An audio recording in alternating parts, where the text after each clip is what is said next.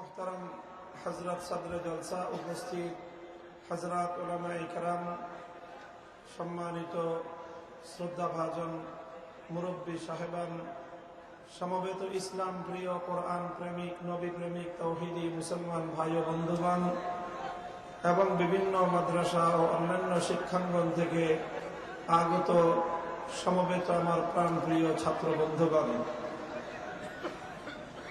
বৃহত্তর ময়মনসিংহের সবচেয়ে প্রভাবশালী ও সুসংগঠিত অরাজনৈতিক সংগঠন ইত্তেফাকুল উলামা ময়মনসিংহ।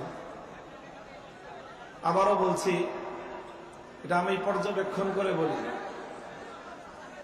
বৃহত্তর ময়মনসিংহের সবচেয়ে প্রভাবশালী এবং সবচেয়ে সুসংগঠিত অরাজনৈতিক সংগঠন এবং গোটা বাংলাদেশের মধ্যে উলামায়ে কেরামের মধ্যে সবচেয়ে বেশি সংহত এবং সবচেয়ে বেশি সংগঠিত উলামা সংগঠন ইত্তেফাকুল উলামা ময়মনসিংহ। আল্লাহ পাক রব্বুল আলামিন ইত্তেফাকুল উলামার কাজে কর্মে আরো বেশি বেশি বরকত দান করেন। জাতির পক্ষ থেকে, এদেশের ইসলাম প্রিয় জনতার পক্ষ থেকে শুকরগুজারি জানাই ইত্তেফাকুল উলামার দুই কর্ণধার, জাতির অন্যতম দুই রাহবার, ইত্তেফাকের সম্মানিত সভাপতি হযরত মাওলানা আব্দুর রহমান হাফিজ জি দামাত বারাকাতুহুমুল আলিয়া এবং ইত্তেফাকের নির্বাহী সভাপতি আল্লামা খালেদ সাইফুল্লাহ সাদি হাফিজাহুল্লাহ তাআলা ওয়া রাআহ। আল্লাহ পাক রব্বুল আলামিন আমাদের এই দুই মুরব্বী সহ ইত্তেফাকুল উলামার সকল দায়িত্বশীল এবং নেতৃবৃন্দকে ইসলামের উপর তাদের এই অটলতা, দৃঢ়তা এবং মজবুতিকে কবুল করুন এবং দিন দিন হিম্মত আরো বৃদ্ধি করে দিন। মুহতারাম হাজিরিন, কায়েদে মিল্লাতে ইসলামিয়া, আমিরে হেফাজতে ইসলাম আল্লামা জুনায়েদ বাবুনগরী আজকের মজমায় তশরিফ এনেছেন। এই মজমা আল্লামা জুনায়েদ বাবুনগরীর মজমা, এই মজমা হেফাজতে ইসলাম বাংলাদেশের মজমা। সেই সকাল থেকে 10টা থেকে আপনারা এভাবেই বাঁধ ভাঙ্গা জোয়ারের মতো এখানে ছুটে এসেছেন। তিল ধরনের ঠাঁই নেই, এমন একেবারে ঠাসাঠাসি হয়ে সারাদিন এবং রাত এখন ঘড়ির কাঁটায় 10টায় অতিক্রম করেছে। এই দীর্ঘ সময় পর্যন্ত আপনাদের এভাবে উচ্ছ্বাস এবং আপনাদের এই স্বতঃস্ফূর্ত উপস্থিতি আশান্বিত করে জাতির নেতৃবৃন্দকে, জাতির কর্ণধার উলামায়ে কেরামকে। আল্লাহ পাক রব্বুল আলামিন আপনাদের এই আবেগ এবং উচ্ছ্বাস আল্লাহর দ্বীনের জন্য উলামায়ে কেরামের ইত্তেবা এবং আনুগত্যের ক্ষেত্রে আরো বৃদ্ধি করুন, আরো বরকত দান করুন। দেশের বরেণ্য উলামায়ে কেরামগণ আলোচনা করেছেন দিনভর এবং রাতের এই পর্ব পর্যন্ত। দীর্ঘ কোনো আলোচনা করার অবকাশ এবং প্রয়োজনীয়তা নেই। আজকের বর্তমান বাংলাদেশের যে প্রেক্ষাপট, যে প্রয়োজনীয়তা, আগামী দিনের আমাদের কথাগুলো কাটা কাটা কয়েকটি কথা পয়েন্ট আকারে আমি আপনাদের সম্মুখে আলোচনা করার প্রয়াস পাব। চেষ্টা থাকবে যথেষ্টভাবেই সংক্ষিপ্ত আকারে কথাগুলো আপনাদের সম্মুখে তুলে ধরার। হযরত উলামায়ে কেরাম এবং সুধীবৃন্দ, আমি আপনাদের সম্মুখে রাসূল আকরাম সাল্লাল্লাহু আলাইহি ওয়াসাল্লামের সুপ্রসিদ্ধ একটি হাদিসের অংশ বিশেষ পাঠ করেছি।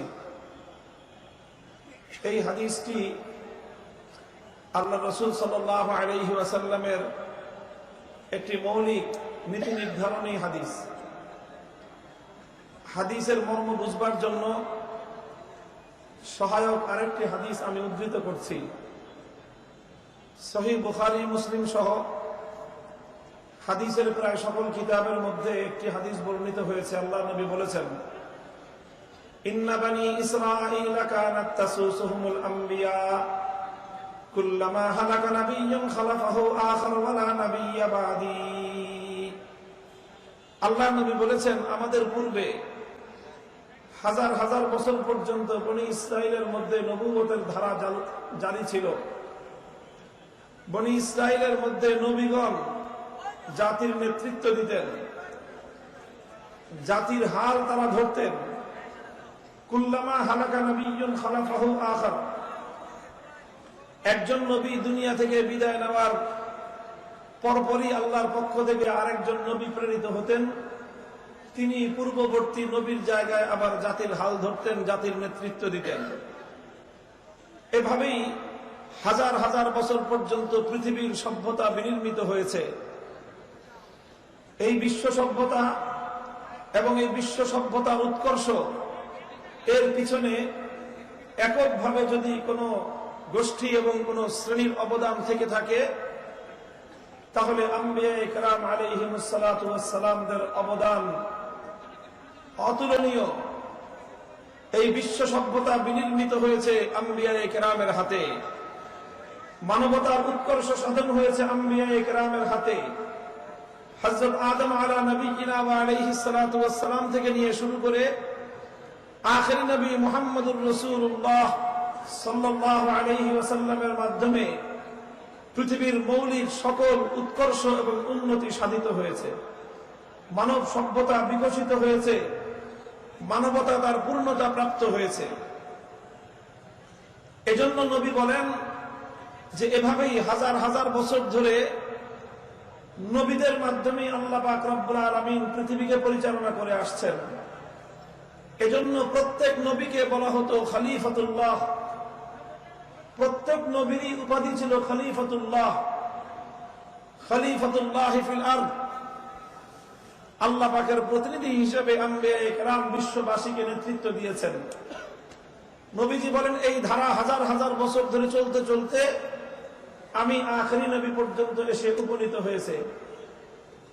এরপর ওয়া আনা খাতামুন নাবিয়্যিন ওয়া লা নাবিয়্যা বাদি, আমি হলাম সর্বশেষ নবী, আমার পরে আর কোন নবী আসবে না।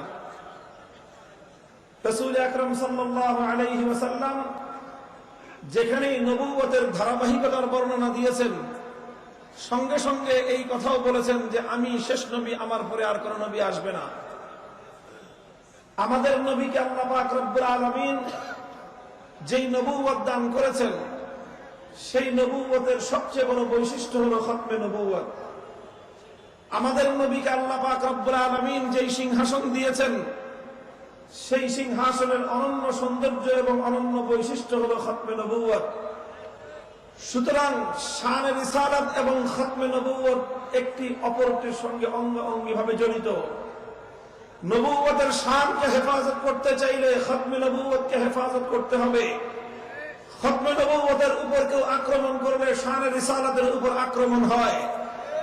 সুতরাং যারা আশিকে রাসূল উম্মত মুহাম্মদ আরবি সাল্লাল্লাহু আলাইহি ওয়াসাল্লামকে যারা ভালোবাসে, তাদের দায়িত্ব এবং কর্তব্য হলো আল্লাহর পয়গম্বর মুহাম্মদুর রাসূলুল্লাহ সাল্লাল্লাহু আলাইহি ওয়াসাল্লামের জন্য আল্লাহর পক্ষ থেকে সংরক্ষিত এই খতমে নবুয়তের সিংহাসন এবং তার গৌরবকে সমুন্নত রাখা এবং হেফাজত করা।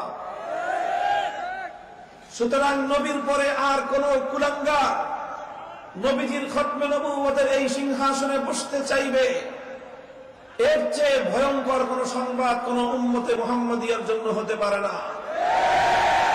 কোন কুলাঙ্গার যদি খতমে নবুয়তের সিংহাসনে বসে আল্লাহর পয়গম্বরের ইজ্জতের চাদর নিয়ে টান দিতে চায়, প্রতিজন আশিকে রাসূল উম্মতের দায়িত্ব আর কর্তব্য হলো সেই কুলাঙ্গারের হাত থেকে খতমে নবুয়তের ইজ্জতকে হেফাজত করা। মুসলমানদের প্রতিনিধি হিসেবে শাসক বর্গের দায়িত্ব আর কর্তব্য হলো এই সকল কুলাঙ্গার নরকের কীটদের হাত থেকে খতমে নবুয়তের সিংহাসনকে হেফাজত করার ব্যবস্থা করা। দুঃখ এবং পরিতাপের সাথে বলতে হয়, আমাদের এই দেশ মুসলমানদের এই জাতির শাসক বর্গ তারা ঈমানের এই দাবি পূরণ করতে বরাবরই ব্যর্থতার পরিচয় দিচ্ছে। আর আমরা এবং আমাদের পূর্বসূরীরা বরাবর এই ঈমানি আবদার আর এই ঈমানি আহ্বান জানিয়ে যাচ্ছি।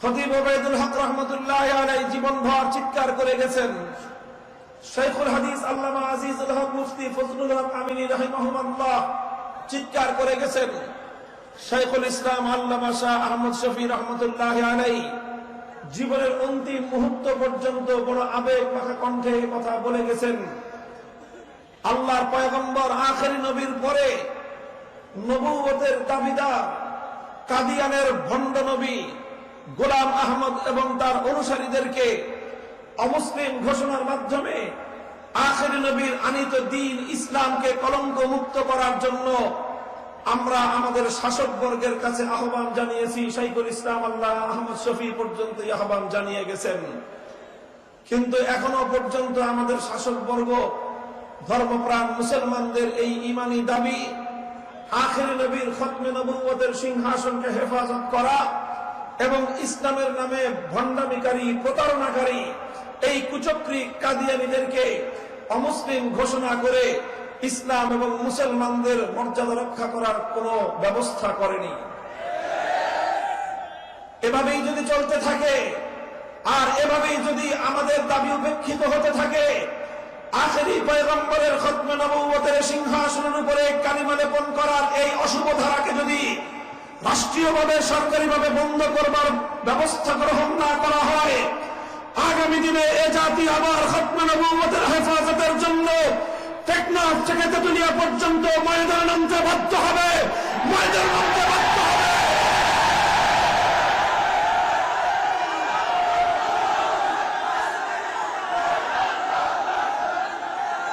মুহতারাম হাজিরিন, আল্লাহর রাসূল সাল্লাল্লাহু আলাইহি ওয়াসাল্লাম বললেন, ওয়া আনা খাতামুন নাবিয়্যিন ওয়া লা নাবিয়্যা বাদি, আমার পূর্বে মানব জাতির নেতৃত্ব ছিল নবীদের হাতে, নবীগণ জাতিকে পরিচালনা করতেন, আমি হলাম সর্বশেষ নবী। এখান থেকে একটা প্রশ্ন থেকে যায়, প্রশ্ন জাগ্রত হয় স্বতঃস্ফূর্ত ভাবেই।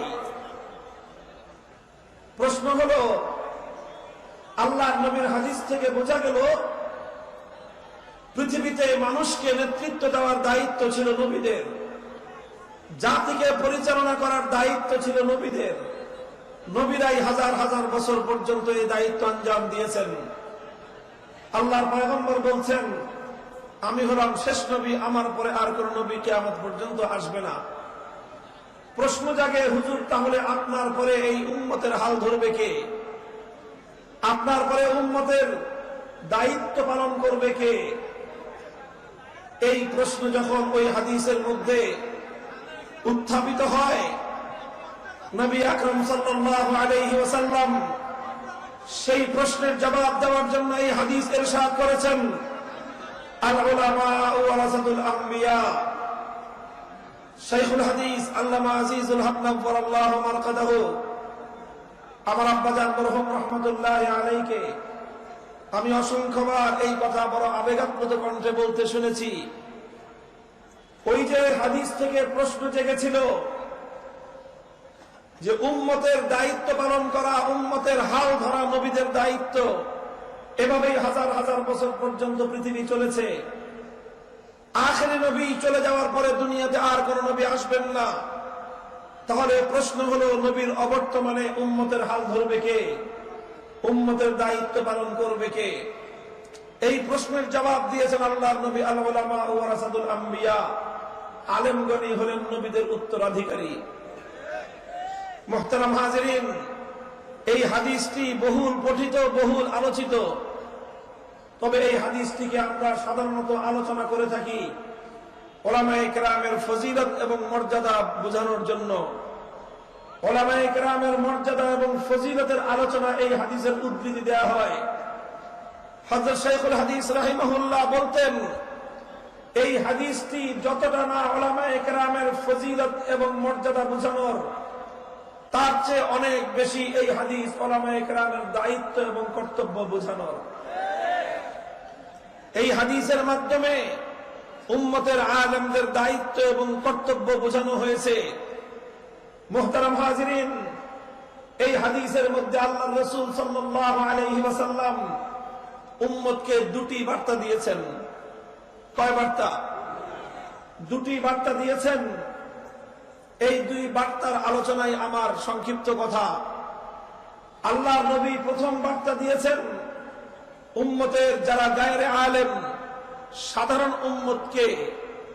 প্রথম বার্তা দিয়েছেন সাধারণ নন আলেম গায়রে আলেম উম্মতের প্রতি।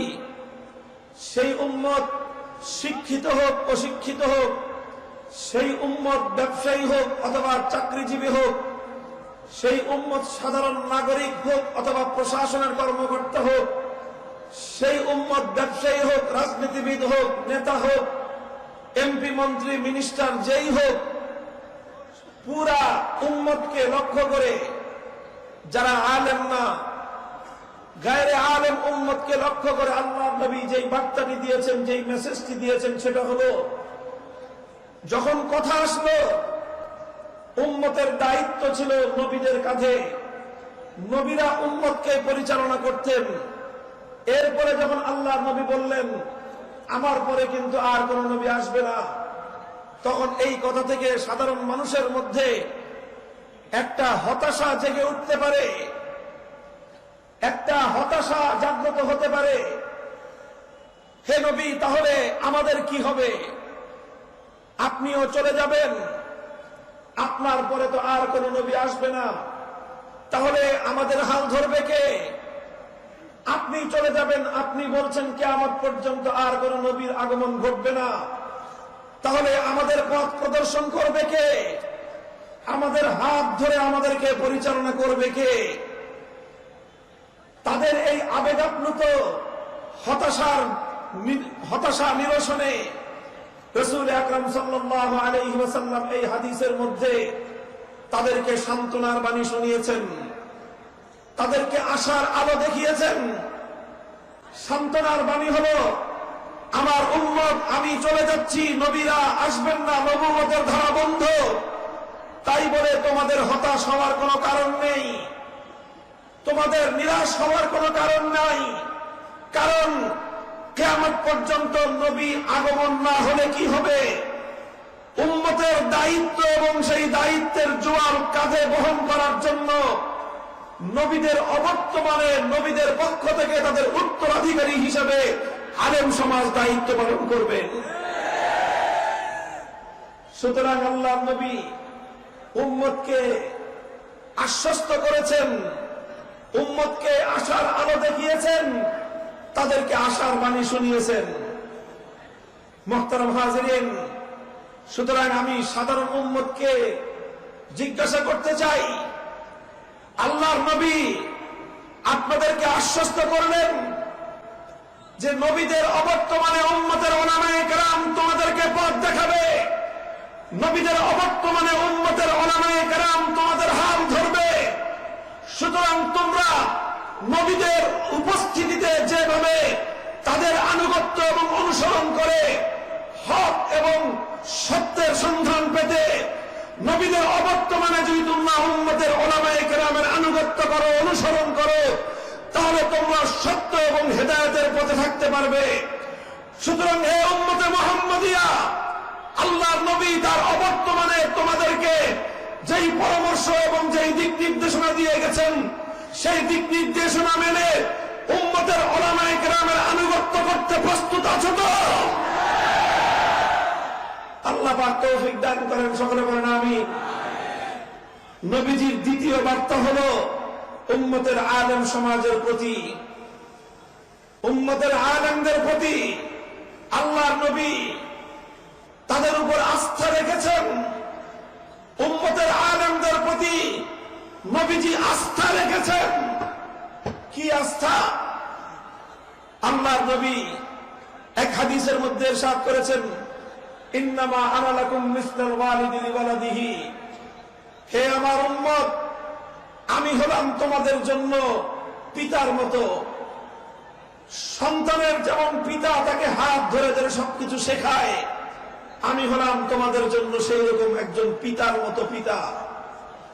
সুতরাং পিতার মৃত্যুতে, পিতার অবর্তমানে যেরকম সন্তানরা ইতিম হয়ে যায়, কথা বলেন, পিতার অবর্তমানে সন্তানরা যেরকম অসহায়ত্ব অনুভব করে, আল্লাহর নবীর মৃত্যু এবং ইন্তেকালের মাধ্যমে উম্মত এতিম হয়ে গিয়েছে।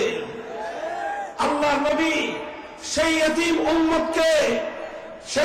উম্মতকে আশ্বস্ত করে, আশান্বিত করে উম্মতের উলামায়ে কেরামকে দেখিয়ে বলে গেছেন, হে উম্মতের আলেমরা, আমি তোমাদের কাছে আমার এই এতিম উম্মতের আমানত রেখে গেলাম। তোমরা আমার এই এতিম উম্মতকে দেখে শুনে রাখবে। তোমরা আমার এই এতিম উম্মতকে গুমরাহিয়ার পথ ভ্রষ্টতা থেকে হেফাজত করবে। তোমরা আমার এই উম্মতকে হক এবং হক্কানিয়তের পথে রাখবে। নবীজি আমাদের উপর আশ্বাস রেখেছেন, আস্থা রেখেছেন। উম্মতের আলেমদের কাছে জানতে চাই, আল্লাহ নবীর এই আস্থার মর্যাদা রক্ষা করবার জন্য যে কোনো পরিস্থিতিতে হক এবং হক্কানিয়তের ঝান্ডাকে সমুন্নত রেখে উম্মতকে সঠিক পথ নির্দেশনা দেওয়ার জন্য উম্মতের উলামায়ে কেরাম প্রস্তুত থাকবে তো?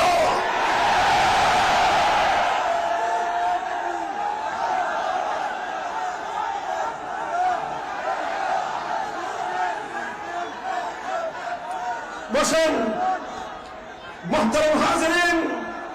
সুতরাং উম্মতের উলামায়ে কেরামের উপর আল্লাহ নবী আস্থা রেখেছেন। প্রতিটি সংকটকালে, প্রতিটি ক্রাইসিস পিরিয়ডে, প্রতিটি ক্রান্তিকালে উম্মতের উলামায়ে কেরাম উম্মতকে সঠিক পথে পরিচালিত করবে, উম্মতকে সঠিক পথের নির্দেশনা তারা দিবে। কাজেই একজন আলেম হওয়ার অর্থ শুধুমাত্র একটি খেতাব ধারণ করা নয়। একজন ব্যক্তি আলেম হওয়ার অর্থ শুধুমাত্র একটি লকব এবং উপাধি বহন করা নয়। একজন ব্যক্তি আলেম হওয়ার অর্থ শুধুমাত্র মর্যাদাপূর্ণ একটা আসন দখল করা নয়, বরং একজন আলেম হওয়ার অর্থ হল আল্লাহর নবীর অবর্তমানে উম্মতের দায়িত্বের জোয়ান নিজের কাঁধে তুলে নেওয়া। এ দায়িত্ব পালন করতে গেলে সর্বদাই তোমার জন্য লাল গালিচা বিছানো থাকবে না। এ দায়িত্ব পালন করতে গেলে সর্বদা তোমাকে লাল গোলাপের শুভেচ্ছা জানানো হবে না। এ দায়িত্ব পালন করতে গেলে তোমার পথ সবসময় মসৃণ থাকবে না। এ দায়িত্ব পালন করতে গিয়ে কখনো তোমাকে আখেরি পয়গম্বরের মতো তাইফের ময়দানে রক্ত ঝরাতে হবে। এ দায়িত্ব পালন করতে গিয়ে তোমাকে কখনো আখেরি নবীর মতো উহুদের ময়দানে দান শহীদ করতে হবে। মাথার চোয়ালের হাড় ভেঙে রক্ত দিয়ে হকের ঝান্ডাকে সমুন্নত রাখতে হবে। এ দায়িত্ব পালন করতে গিয়ে অনেক নবীকে দেশান্তরিত হতে হয়েছে। এ দায়িত্ব পালন করতে গিয়ে হযরত ইব্রাহিম খলিলুল্লাহকে অগ্নিকুণ্ডে নিক্ষিপ্ত হতে হয়েছে। এ দায়িত্ব পালন করতে গিয়ে হযরত মূসা কালিমুল্লাহকে জাতির অপবাদের শিকার হতে হয়েছে। এ দায়িত্ব পালন করতে গিয়ে হযরত ঈসা রূহুল্লাহকে ইহুদিদের দ্বারা হত্যাকাণ্ডের ষড়যন্ত্রের শিকার হওয়া লেগেছে। এ দায়িত্ব পালন করতে গিয়ে অনেক নবীকে করাতের আঘাতে দ্বিখণ্ডিত হতে হয়েছে। এ দায়িত্ব পালন করতে গিয়ে অনেক নবীকে, অনেক পয়গম্বরকে ফাঁসি কাস্টে ঝুলতে হয়েছে। সুতরাং হে উম্মতের উলামায়ে কেরাম, নবুয়তের উত্তরাধিকারের দায়িত্ব শুধুমাত্র নবীদের উত্তরাধিকার হিসেবে মর্যাদা এবং সম্মান ভোগ করা নয়। নবুয়তের উত্তরাধিকারের দায়িত্ব হল প্রয়োজনের ক্ষেত্রে করাতের দ্বারা দ্বিখণ্ডিত হতে হবে। প্রয়োজনের ক্ষেত্রে ইব্রাহিমের মতো, ইব্রাহিম আলাইহিস সালামের মতো অগ্নিকুণ্ডে নিক্ষিপ্ত হতে প্রস্তুত থাকতে হবে। প্রয়োজনের ক্ষেত্রে মূসা কালিমুল্লাহর মতো অপবাদের শিকার হওয়া লাগবে। প্রয়োজনের ক্ষেত্রে তোমাকে ফাঁসি কাস্টে ঝোলানোর ষড়যন্ত্র চলতে দেখতে হবে। প্রয়োজনের ক্ষেত্রে তোমাকে তোমার দেশ থেকে দেশান্তরিত করা হতে পারে। যে কোনো ত্যাগ আর কোরবানি নাসরানা পেশ করার জন্য প্রস্তুত থাকতে হবে। নবুয়তের উত্তরাধিকারের দায়িত্ব থেকে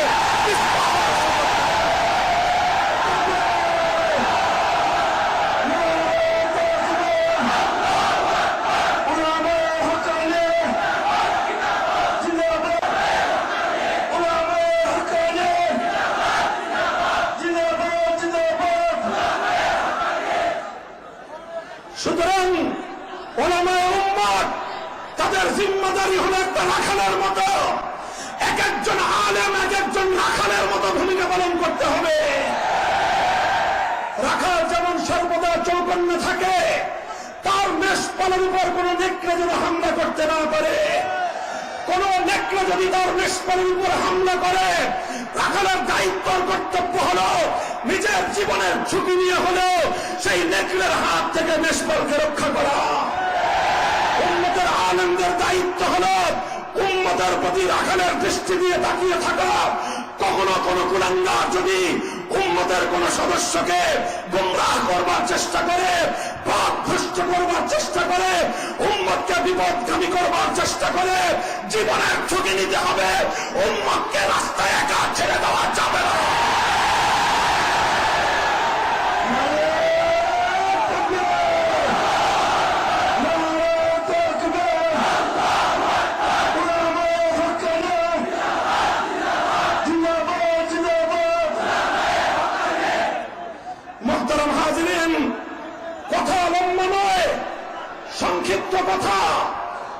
সংক্ষিপ্ত কথা, আলহামদুলিল্লাহ, আল্লাহর আখেরি পয়গম্বর যেমনি ভাবে তার ইয়তীম উম্মতের দায়িত্ব উম্মতের উলামায়ে কেরামের কাঁধে হস্তান্তর করে গিয়েছেন, উম্মতের আলেমদের কাঁধে চাপিয়ে দিয়ে গিয়েছেন, বিগত ১৩,০০০ বছরের ইতিহাস প্রমাণ করে। সে দায়িত্ব পালন করতে গিয়ে প্রত্যেক যুগের উলামায়ে কেরাম রাতের অন্ধকারে উম্মতের জন্য চোখের অশ্রু দিয়েছেন। দিনের আলোতে প্রত্যেক যুগের হক্কানি উলামায়ে কেরাম উম্মতের জন্য মাথার ঘাম পায়ে ঝরিয়েছেন। যখন অশ্রু আর ঘামে কাজ হয়নি, এই উম্মতের জন্য যুগে যুগে উম্মতের উলামায়ে কেরাম বুকের তাজা রক্ত দিতে প্রস্তুত থেকেছেন।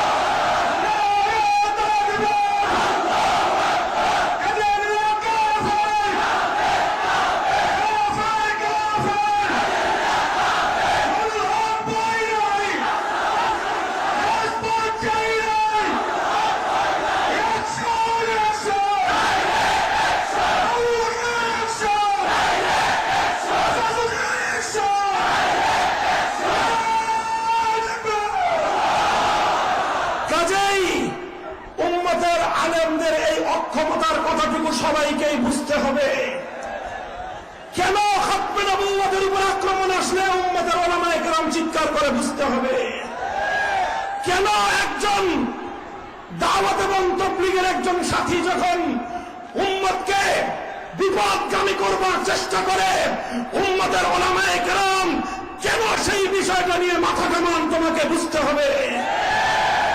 যখন রাস্তার মনে মনে শিরকি সংস্কৃতি বাস্তবায়নের পায়তারা করা হয়, উম্মতের উলামায়ে কেরাম কেন নীরব থাকতে পারেন না?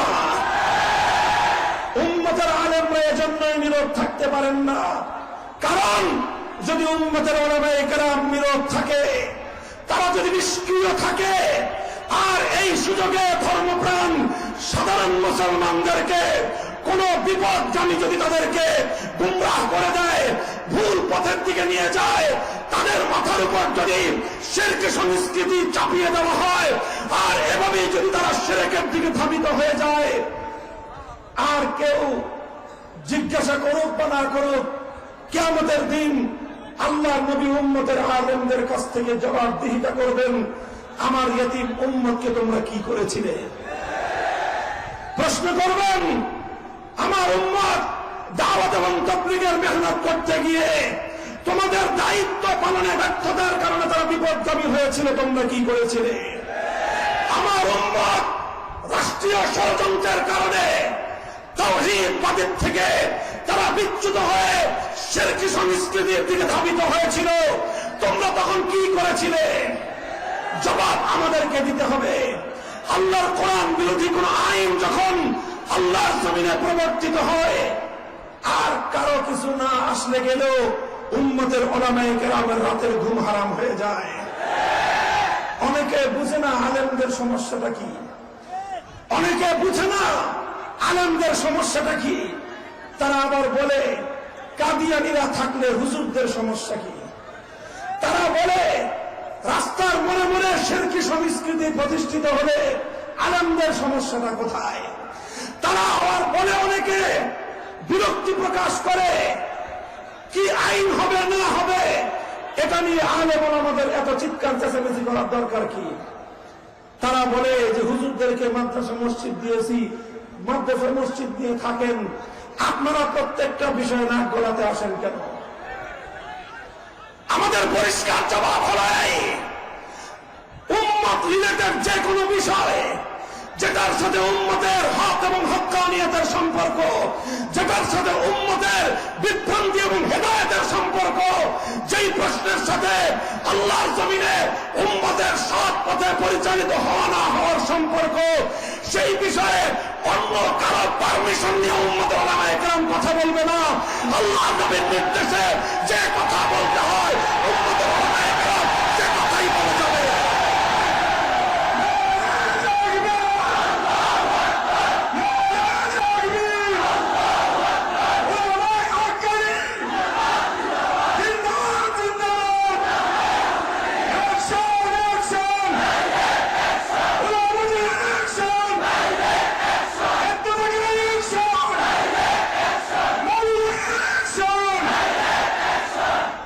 মুহতারাম হাজিরিন, 1400 বছরের উম্মতের আহলে হক ওলামাদের ইতিহাস আমাদের চোখের সামনে রাখতে হবে। সেই ইতিহাস আমাদেরকে পর্যালোচনা করতে হবে। হে উম্মতের নকিব ওলামায়ে কেরাম, হে উম্মতের রাহাগীর ওলামায়ে কেরাম, হে উম্মতের দিক নির্দেশনা দানকারী উম্মতের আলেম সমাজ, তোমাদেরকে আমি বলতে চাই, হতোদ্যম হওয়ার কোনো কারণ নাই, হতাশ হওয়ার কোনো কারণ নাই। শত্রুরা যত শক্তিশালী হোক না কেন, মনে রেখো হকের ঝান্ডা তোমাদের হাতে, আল্লাহর সাহায্য তোমাদের হাতে। তোমরা যদি তোমাদের দায়িত্ব পালনে যথার্থভাবে চেষ্টা করো, সারা দুনিয়ার সমস্ত বাতিলপন্থী তোমাদের হকের আওয়াজের সামনে পরাজয় বরণ করতে বাধ্য হবে, পরাজয় বরণ করতে বাধ্য হবে।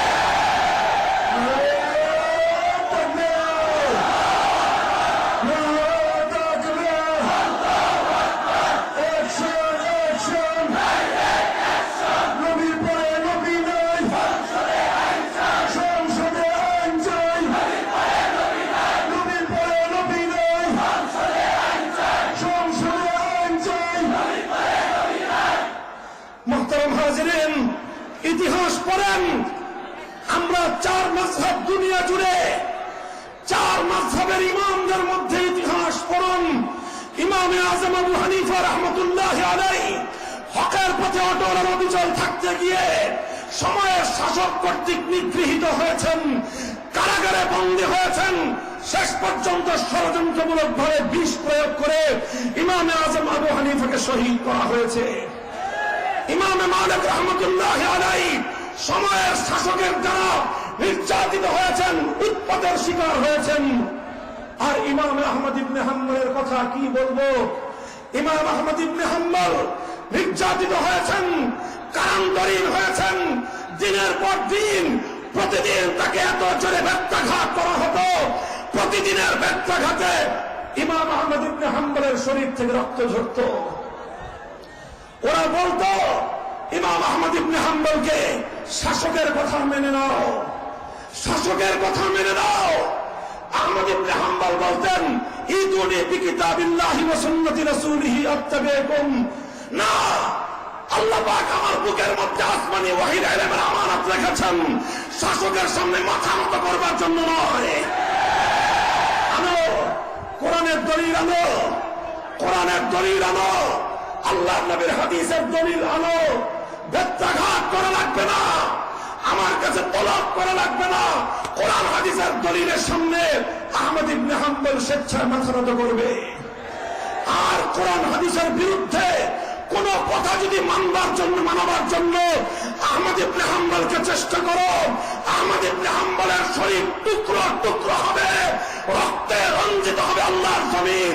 আহমদ ইবনে হাম্বল ঘাড়ের উপর থেকে পল্লা দিবে, হকের ঝান্ডা ভুলুণ্ঠিত হতে দেবে না। স্লোগান দিবেন না, বসেন, সামনে আগান। 4 ইমামের 3 ইমাম, 4 ইমামের 3 ইমাম হকের ঝান্ডা সমুন্নত করতে গিয়ে জুলুম এবং নির্যাতনের শিকার হতে হয়েছে। আসেন মুহাদ্দিসিনদের ইতিহাস সুফিয়ান সাউরি রহমতুল্লাহি আলাইহি যেই জনপদে জন্মগ্রহণ করেছিলেন, জন্মভূমিতে থাকতে পারেননি, দেশান্তরিত হতে হয়েছে, ওনাকে দেশ থেকে বাধ্য করা হয়েছিল এই দ্বীনের আমানতের জিম্মাদারি সামাল দিতে গিয়ে। আসুন আমিরুল মুমিনিন ফিল হাদিস ইমাম বুখারী রাহমাতুল্লাহি আলাইহির ইতিহাস, কত প্রেরণাদায়ক ইতিহাস, কত মর্মান্তিক ইতিহাস। ইমাম বুখারী জগৎ বিখ্যাত সহিহুল বুখারী তালিম দিতেন। 90,000 ছাত্র ইমাম বুখারী থেকে সরাসরি বুখারী শরীফের দর্শ গ্রহণ করেছেন। গোটা দুনিয়া ব্যাপী যার সুখ্যাতি ছড়িয়ে পড়েছিল, সারা দুনিয়া থেকে এলম পিপাসু হাদিস অন্বেষণকারী জ্ঞানীরা ইমাম বুখারীর কাছে ছুটে আসতো হাদিস গ্রহণ করার জন্য। এটা দেখে সময়ের শাসক হিংসার আগুনে জ্বলে উঠল যে আমি ডাক দিলে তো 9 জন মানুষ আসে না, ইমাম বুখারী সালার চটের উপর বসলে 90,000-এর মজমা তার সামনে বসে যায়। শাসক বলল, ইমাম বুখারীর কাছে পয়গাম পাঠালো, তোমার কিতাবের তো অনেক সুখ্যাতি, এই কিতাব তুমি পড়াবে, তোমার কাছে পড়বে আমার 2 রাজপুত্র, আমার 2 জন সন্তান তোমার কাছে এই কিতাব পড়বে। তবে এই কিতাব তোমার কাছে পড়বার জন্য তোমার ওই ফকিরখানায় যাবে না, অন্য বাকি 10 জনের মতো মাটির উপর হাঁটু গেড়ে রাজপুত্ররা বসতে পারবে না। সুতরাং তুমি প্রতিদিন একটা সময় নির্ধারণ করে আমার বাড়িতে এসে আমার সন্তানদেরকে তুমি পাঠদান করে যাবে। যখন ইমাম বুখারীর কাছে সময়ের শক্তিশালী শাসকের পক্ষ থেকে পয়গাম এলো, কি ছিল ইমাম বুখারীর জবাব? টিউটরি করতে ছুটে গিয়েছেন রাজদরবারে, হালুয়া রুটির ভাগ পাঠানোর জন্য ছুটে গিয়েছিলেন রাজদরবারে। ইমাম বুখারী চিন্তা করেছিলেন, সময়ের ওলামায়ে কেরামের মাথার মুকুট আল্লাহ পাক আমার মাথায় উঠিয়ে দিয়েছেন, আমি যদি আজ সময়ের শাসকের সামনে মাথা নত করে বসি, কিয়ামত পর্যন্তের জন্য বিরাসতে নবুওয়াত, নবুওয়াতের উত্তরাধিকারীদের মর্যাদা ভুলণ্ঠিত হয়ে যাবে। তিনি শাসকের কাছে পয়গাম পাঠিয়ে দিলেন, ইন্নী লা উযিল্লুল ইলম ওয়া লা আহমিলুহু ইলা বাবিল উমারা, ইন্নী লা উযিল্লুল ইলম ওয়া লা আহমিলুহু ইলা বাবিল উমারা।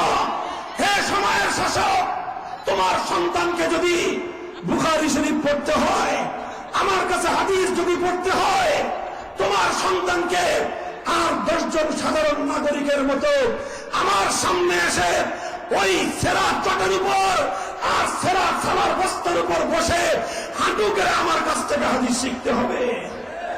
আমি আল্লাহর নবীর হাদিসকে তোমার রাজ দরবারে নিয়ে টিউটরি করে নবীর চির উন্নত হাদিসের মর্যাদা আমি ভুলণ্ঠিত করতে পারবো না। এরপর কি হলো? একদিকে শাসকের আত্মমর্যাদা বোধ, আরেকদিকে ইমাম বুখারীর ইলমের আত্মমর্যাদা বোধ, একদিকে শাসকের শাসন ক্ষমতার অহংকার, আরেকদিকে ইমাম বুখারীর আল্লাহর পক্ষ থেকে আসমানি ওয়াহিদ ইলম পক্ষে ধারণ করবার আত্মমর্যাদা বোধ। লড়াই শুরু হয়েছিল শাসকের রাজ্য ক্ষমতা, শাসকের শাসন ক্ষমতা, আর একজন সত্যপন্থী চির উন্নত আলেমের ইলমি খায়রাত এবং আত্মমর্যাদা বোধের লড়াই। ইতিহাস বলে বাদশাহ, সময়ের শাসক ইমাম বুখারীকে সংকুচিত করতে করতে এমন একটা পরিস্থিতিতে সে ফেলে দিয়েছিল, ইমাম বুখারী যখন দর্শ চালায়, শাসক পুলিশ পাঠায়, এসে জিজ্ঞেস করে, হুজুর ছাত্র পড়াইতেছেন, পারমিশন আছে? ছাত্র যে পড়াইতেছেন পারমিশন আছে? আপনি যে হাদিস পড়েন, তো মানুষ জড়ো হয়েছে, কার অনুমতি নিয়েছেন? শাসকের অনুমতি নিয়েছেন? এই সমস্ত কথা বলে ইমাম বুখারীকে উত্ত্যক্ত করা শুরু করলো। আপনারা কি মনে করতেছেন এই উত্ত্যক্ত করা, এই ডিস্টার্বনেস, কোরআনের কথা বলতে, হাদিসের কথা বলতে শুধু এ যুগেই আমাদেরকে বাধার সম্মুখীন হতে হয়? না, এটা তো আমাদের চিরন্তন বিরাসত, উত্তরাধিকার সূত্রে আমরা এটা পেয়েছি। উত্তরাধিকার সূত্রে যারা ইলমে ওহী পেয়েছ, উত্তরাধিকার সূত্রে যারা ইলমে ওহীর গৌরব ও মর্যাদা পেয়েছ, উত্তরাধিকার সূত্রেই ইলমে ওহীর সাথে কুরবানির নজরানা তোমরা উপহার পেয়েছ। শুধু মর্যাদাটা নিবা, ত্যাগের কোরবানি দিবা না। তুমি সময়ের ইমাম বুখারীর অনুসারী হতে পারো না। তুমি ইমাম আজম আবু হানিফার অনুসারী বলে নিজের পরিচয় দিতে পারো না।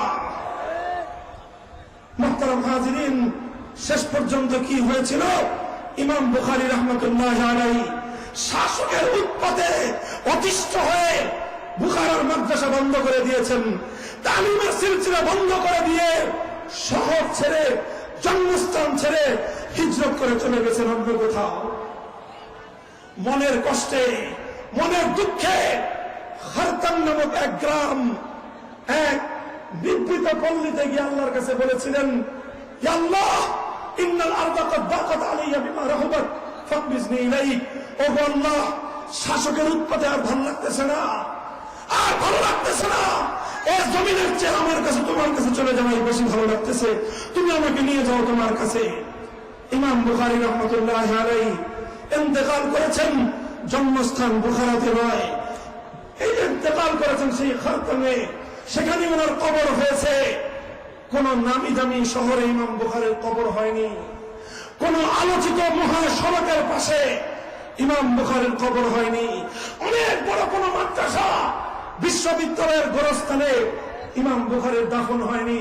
ইমাম বুখারীর দাফন হয়েছিল অনুল্লেখযোগ্য একটা উপেক্ষিত, এক আলোচনাবিহীন, নিভৃত এক পল্লীর এক কর্নারে। কিন্তু ইতিহাস কি বলে? বুখারার মতো নামি দামি শহরে ইমাম বুখারীর কবর হয়নি। এতে ইমাম বুখারী বঞ্চিত হননি, বুখারা নগর বঞ্চিত হয়েছে। ইমাম বুখারী বঞ্চিত হননি, বুখারা নগর বঞ্চিত হয়েছে। ইমাম বুখারী পরাজিত হননি, সময়ের শাসকের কপালের মধ্যে পরাজয়ের কালিমা লেপ্টে গেছে। এভাবেই বলতে চাই, হে উম্মতের আলেম সমাজ, আমরা যদি এভাবে ইমাম আযম আবু হানিফা থেকে ইমাম বুখারীর মতো ইলমে দ্বীনের গৌরব আর মর্যাদাকে রক্ষা করে হকের ঝান্ডা সমুন্নত রাখতে পারি, আমাদের জান যাবে, আমাদের প্রাণ যাবে, আমাদের রক্ত ঝরবে, কিন্তু চূড়ান্ত পরিণামে আল্লাহর দ্বীনের বিজয়ের ঝান্ডা আল্লাহর জমিনে উড্ডীন হয়ে যাবে। কথা বলেন ঠিক না বেঠিক? আল্লাহ পাক রব্বুল আলামিন আজকের এই যুগেও তার নজির দেখিয়ে দিয়েছেন।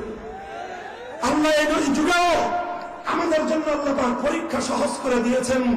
আমাদেরকে আল্লাহ পাক অতি সহজ পরীক্ষাতেই আল্লাহ পাক আমাদেরকে বিজয়ের নজ্জান আল্লাহ আমাদেরকে উপহার দিয়েছেন। কথা বলেন ঠিক না বেঠিক?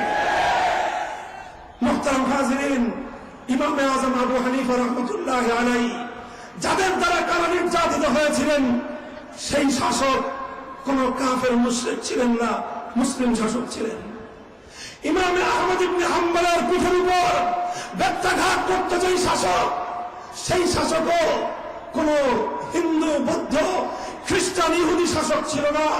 সেই শাসকও মুসলমান ধর্মেরই কোন একটি গোত্রের, কোন একটি গ্রুপের অনুসারী ছিল।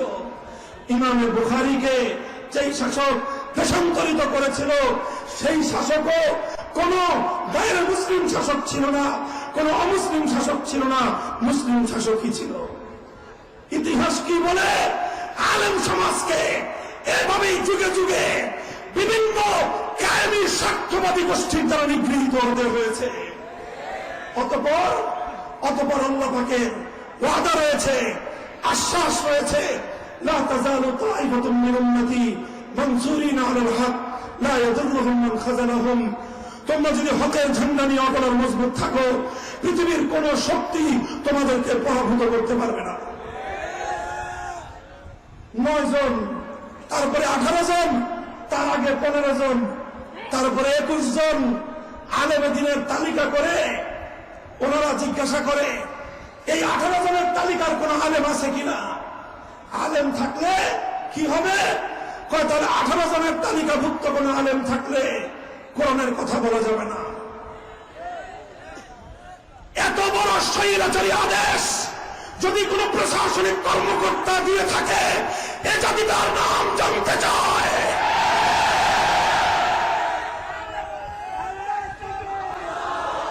ইত্তেফাকুল উলামাকে ধন্যবাদ জানাই, ইত্তেফাকুল উলামাকে ধন্যবাদ জানাই। টেকনাফ থেকে তেতুলিয়া গোটা বাংলাদেশে ধর্মপ্রাণ মুসলমানদের হৃদয়ে রক্তক্ষরণ হচ্ছিল। এভাবে দেশের হক্কানি উলামায়ে কেরাম হকের কথা বলবার অপরাধে সময়ের কিছু অতি উৎসাহী প্রশাসনিক কর্মকর্তা আল্লাহর কোরআন এবং কোরআনের ধারক বাহক আলেমদেরকে অপমান করবার চেষ্টা করছিল। তাদের বিরুদ্ধে ইত্তেফাকুল উলামায়ে কেরাম যখন মাঠে নেমেছে, গোটা দেশে জনতার বাঁধ ভাঙ্গা জোয়ার ছুটেছে। জনতার সেই বাঁধ ভাঙ্গা জোয়ারে সেই সকল অতি উৎসাহী প্রশাসনিক কর্মকর্তাদের স্বৈরাচারী আদেশ বঙ্গোপসাগরে ভেসে গেছে। আমরা বারবার বলতে চাই, পরিষ্কার আমাদের পয়গাম, আমরা কথা বলবো, আমাদের কথার মধ্যে যদি কোনো ভুল থাকে আল্লাহর কোরআনের আলোকে প্রমাণ করে দিবেন যে কোরআনের আলোকে আমাদের কথার এই ভুল আছে। উলামায়ে কেরাম কথা বলবেন ইসলামের আদর্শের আলোকে, নবীর হাদিসের আলোকে। যদি কোনো ভ্রান্তি থেকে থাকে ধরিয়ে দিবেন। উম্মতের শীর্ষ উলামায়ে কেরাম রয়েছেন, তারা সেটাকে শুদ্ধ দেওয়ার ব্যবস্থা করবে। শুধুমাত্র আপনার মনোভূত হয় না, শুধুমাত্র কারো পছন্দ হয় না, এই অজুহাতে শাহজালালের বাংলায় হকের কোন কণ্ঠ স্তব্ধ করে দেওয়া যাবে না, স্তব্ধ করে দেওয়া যাবে না।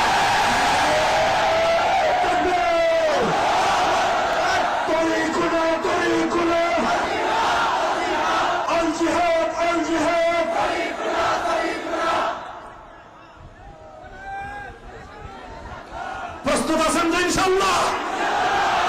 উম্মতের আলেমদের দায়িত্ব আর কর্তব্য হলো উম্মতের জন্য প্রথমে রাতের অন্ধকারে চোখের অশ্রু ঝরাবেন, তারপরে মাথার ঘাম পায়ে ফেলবেন। অশ্রু আর ঘামেও যদি কাজ না হয়, অশ্রু আর ঘামেও যদি কাজ না হয়, হে উম্মতের আলেম সমাজ, মনে রাখো একবিংশ শতাব্দীর আলেমেরা, আমার তোমার রক্ত আহমদ ইবনে হাম্বলের রক্তের চেয়ে বেশি মূল্যবান নয়। আমার তোমার রক্ত ইমামে আযম আবু হানিফার চেয়ে বেশি দামি নয়। আল্লাহর দ্বীনকে, উম্মতকে হেফাজত করবার জন্য যদি ইমামে আবু হানিফার রক্ত ঝরতে পারে, আহমদ ইবনে হাম্বলের রক্ত ঝরতে পারে, আমাকে আর তোমাকে রক্তের সাগর পানি দিয়েই হকের ঝান্ডাকে বিজয়ী করতে হবে।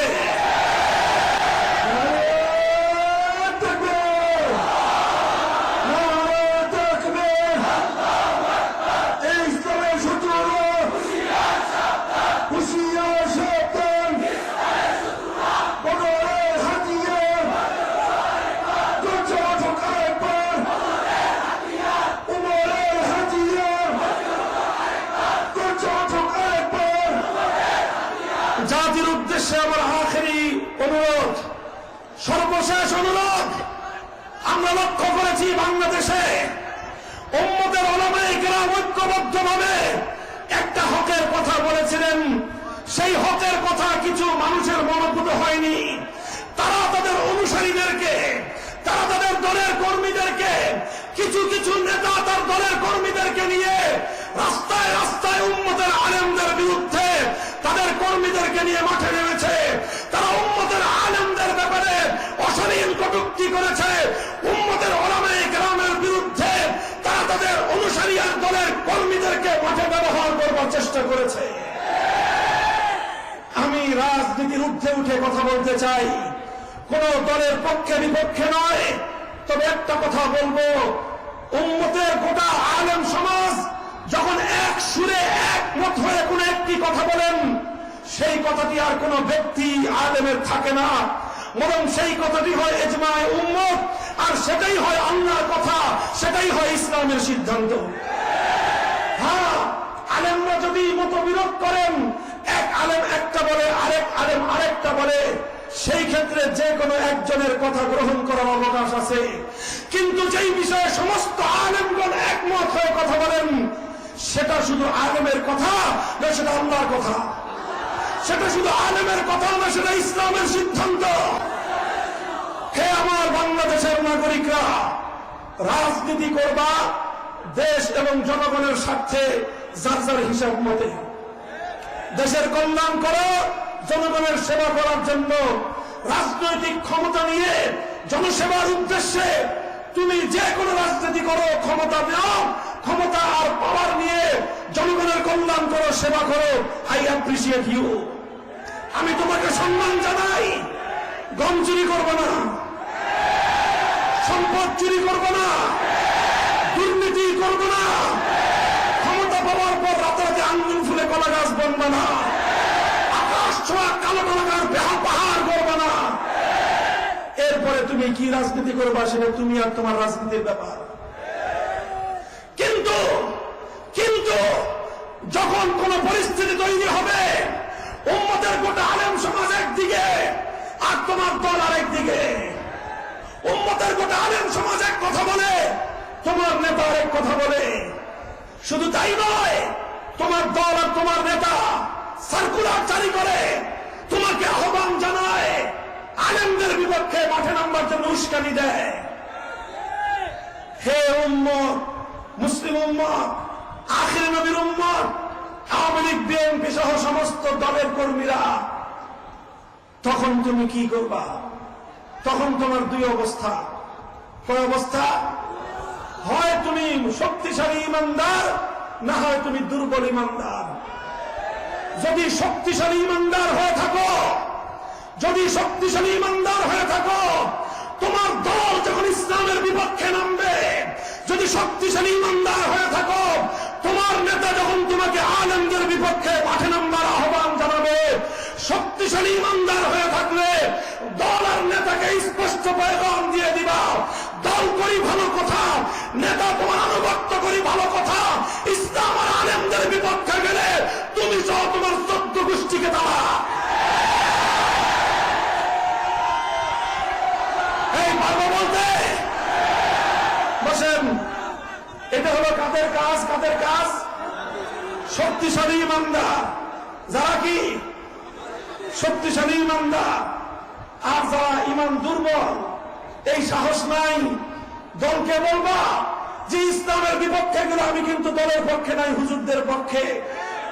এই কথা বলবার মতো ইমানি শক্তিশালী যাদের অবস্থান নাই, ইমানি সামর্থ্য যাদের নাই, হিম্মত যাদের নাই, বুকের মধ্যে দুরু দুরু বুক কাঁপে, তোমার জন্য 2 নম্বর তরিকা হলো, তোমার দল যখন, তোমার নেতা যখন বলবে আয় আয় হুজুরদের বিপক্ষে মাঠে নামি, তখন তুমি বলবা যে নেতা পেটে সাংঘাতিক ব্যথা,